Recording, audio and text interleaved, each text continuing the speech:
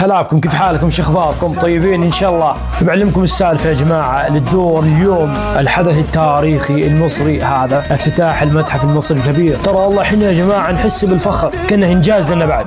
قسم بالله الشعب المصري غالي علينا ترى، وعلاقتنا معاهم مو بس علاقه اخوه، لا والله هذا دم ولحم. احنا نحبكم ترى، في والله بيننا اكثر من اخوه وعشره، ما يقدر ان حد يصب الفتنه بيننا. ان شاء الله يا اخوان اتمنى لكم افتتاح عظيم يليق بام الدنيا مصر، والله يستاهلون المصريين الفرح اليوم، وحنا معكم قلبا وقالبا. حنا نحبكم صدق ونحب نشوفكم كل خير والله. والله الكلام الجميل اللي بيدخل القلب ده هو اللي المفروض نسمعه، بس معروف دايما من زمان ما حدش هيقدر يعمل فتنه بين المصريين والسعوديين. الشعب السعودي والشعب المصري واحد، وافتتاح المتحف المصري الكبير مش بس فخر لمصر والمصريين، ده فخر للعرب كلهم، اخواتنا وحبايبنا في كل الدول العربيه. وجود الدعم والتقدير منكم في كل المواقف ديت بيفكرنا اننا دايما اخوات، سواء في السراء او الضراء. من مصر بنقول لكم بنحبكم يا شعب السعوديه، وبننتظركم تشاركونا وتشرفونا وتشوفوا الجمال بعينيكم، مش كضيوف لا، كانكم اصحاب مكان. كل اللي اتقال اشاعات طعميه وكبسه اخوات. حياكم.